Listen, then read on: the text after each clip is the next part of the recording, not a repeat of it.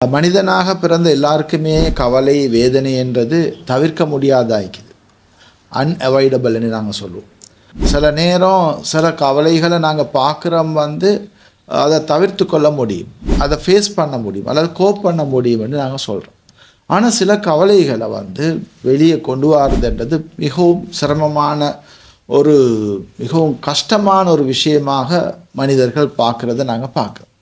அப்படியான கஷ்டமான மனிதர்களுக்கு, வேதனைப்படக்கூடிய மனிதர்களுக்கான ஒரு வீடியோவாக தான் இந்த வீடியோ காணப்படுகிறது. அப்போ இந்த அடிப்படையில் நாங்கள் பார்க்கும்போது மனித வாழ்க்கையில் பல பிரச்சனைகளை மனிதன் எதிர்நோக்குறான். கணவன் மனைவிக்கு இடையில் பிரச்சனை நாங்கள் பார்க்குறோம், கான்ஃப்ளிக்டை பார்க்குறோம். இதனால் கணவன் பாதிக்கப்படுவான் அல்லது மனைவி பாதிக்கப்படுவான் அல்லது ரெண்டு பேருமே பாதிக்கப்பட்ட நிலைமையில் எந்த ஹோப்பும் இல்லாமல் எந்த எதிர்பார்ப்பும் இல்லாத வகையில் அவங்க பாதிக்கப்பட்டது நாங்கள் பார்க்குறோம். இதன் மூலமாக ட்ரோமான்னு நாங்கள் சொல்கிறோம், மனக்காயங்கள் ஏற்படுகிறது. கவலைகளுடைய வேதனைகளுடைய அளவுகள் அதிகரிக்க மனிதனுக்குள்ளே ட்ரோமா என்று சொல்லக்கூடிய மனக்காயங்கள் அதிகரிக்கிறது நாங்கள் பார்க்குறோம்.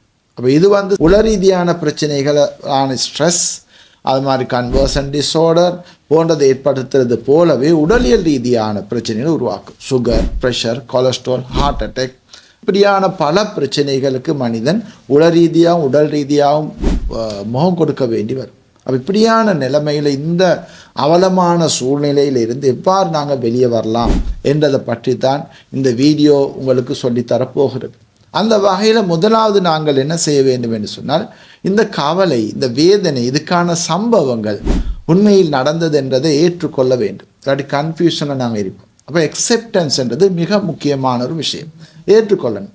இது நான் காரணமாக இருக்கலாம் அல்லது மற்றொரு காரணமாக, எப்படியோ இந்த சம்பவத்தால் நான் பாதிக்கப்பட்டிருக்கிறேன் என்றதை ஏற்றுக்கொள்ளணும். அந்த ரியாலிட்டியை ஏற்றுக்கொள்ளணும். இது முதலாவது விஷயம். ரெண்டாவது நாங்கள் சொல்கிறோம் வென்டிலேஷன் அல்லது எக்ஸ்பிரஸ் ஆஃப் த இமோஷன்ஸ் என்று நாங்கள் சொல்கிறோம். இதனால் காயப்பட்ட இந்த மனக்காயத்தை வெளிப்படுத்துறதுக்கு என்ன செய்யலாம்? இந்த மனக்காயத்தை உள்ளே வச்சு இருக்கிற நேரம் அது ஒரு உள ரீதியான ஒரு நெருப்பாகத்தான் நாங்கள் பார்க்குறோம். இதை அணைக்கிறதா இருந்தால் இதை வெளியே கொண்டு வர வேண்டுவார், கண்டிப்பாக வெளியே கொண்டு வரேன். இதற்காக வேண்டி எங்களுக்கு என்ன செய்யலாம் என்று சொன்னால், எங்களுடைய இந்த கவலையை வெளிப்படுத்துறதுக்கு இறைவன் அளித்த மிக அருட்கொடை ஒன்று தான் அழுகை. அழுகை மூலமாக எங்களுக்கு இதை வெளிப்படுத்த முடியும். அழுகை சில நேரம் சில பேர் நினைக்கிறாங்க இது ஒரு பலவீனமான ஒரு செயல். அப்படி இல்லை. உளவியல் ரீதியாக நாங்கள் பார்க்குறோம் எங்களோட மனக்காயங்களை ஆற்றத்துக்கான ஒரு தண்ணீராகத்தான் இந்த கண்ணீரை நாங்கள் பார்க்குறோம். அந்த வகையில் எங்களுக்கு தேவையான அளவு அழலாம். அழுது எங்களுடைய வேதனைகளை, கவலைகளை குறைக்க முடியும். அடுத்ததாக நாங்கள் சொல்கிறோம் ஜேர்னலிங் என்று சொல்லி. அப்போ ஜேர்னலிங் என்று சொல்கிறது எங்களோட கவலைகளை, வேதனைகளை எழுதுறது. ஒரு நோட் புத்தகத்தை எடுத்து எழுதி கொண்டு போகிறோம். எழுதி கொண்டு போகிற நேரம் ஆள் மனசில் இருக்கக்கூடிய இந்த வேதனைகளும் கவலைகளும் இந்த பேப்பருக்கு, இந்த நோட்டுக்குள்ளே உள்வாங்கப்படுறதை நாங்கள் பார்க்குறோம். அப்போ இதன் மூலமாக அதை எழுதி முடித்த பிறகு எங்களோட மனசால் அந்த பேப்பரை அல்லது நோட்டை துண்டு துண்டாக கிழித்து எரியும் போது எங்களோட மனக்காயங்கள் இன்னும் கொஞ்சம் மாறும். இதுக்கு அடுத்த ஸ்டெப்பாக எங்களுக்கு என்ன செய்யலாம் என்று சொன்னால், எம்டி சேர் டெக்னிக்னு நாங்கள் சொல்கிறோம். ஒரு கதிரையை முன்னால் வைக்கிற, ஒரு சேரை முன்னால் வச்சு அந்த சம்பவத்தோடு சம்பந்தப்பட்ட நபர்கள் இருப்பார்கள். உங்களுக்கு அந்த சந்தர்ப்பத்தில் அவர்களை திட்டணும்னு நினச்சிருக்கும், அடிக்கணும்னு நினச்சிருக்கணும், ஏசணும்னு நினச்சிருக்கும். அந்த எம்டி சேர், அந்த வெற்று நாட்காலி அவரை இருத்தி இமேஜினேஷனை அவரை உட்கார வச்சு உங்களுக்கு என்னென்ன சொல்ல நினைக்கிறீங்களோ எல்லாத்தையும் சொல்லி கொட்டி தீர்க்க முடியும். இதன் மூலமாக இன்னும் உங்களோட உலக்காயங்கள் மிகவும் நல்ல ஆரோக்கியமான முறையில் வெளிப்பட்டதை நாங்கள் பார்க்குறோம். அதுக்கு அடுத்த ஸ்டெப்பாக என்ன செய்யலாம்? புதிய சிந்தனைகளை நாங்கள் உருவாக்க வேண்டியது.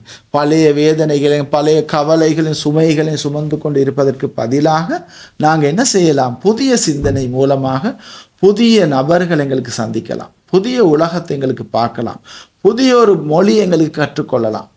இதன் மூலமாக என்ன செய்யலாம்? நாங்கள் என்கேஜிங் என்ற ஒரு டெக்னிக்கை சொல்கிறோம்.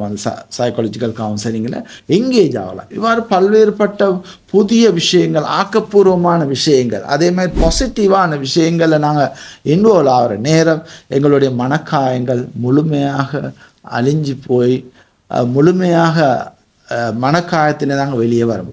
இதனால் இதன் அர்த்தம் எல்லாத்தையும் மறந்து விடுவோம்ன்றது அல்ல. ஞாபகத்திலிருந்து அதை மறக்க முடியாது என்றது மறக்க முடியாத உண்மை. ஆனால் அதனுடைய தாக்கங்கள், அதனுடைய வேதனைகள், அதனுடைய மனக்காயங்களை நிச்சயமாக ஏற்கனவே சொல்லப்பட்ட அந்த நுட்பங்களை பயன்படுத்துறது மூலமாக உங்களுக்கு ஆற்ற முடியும்.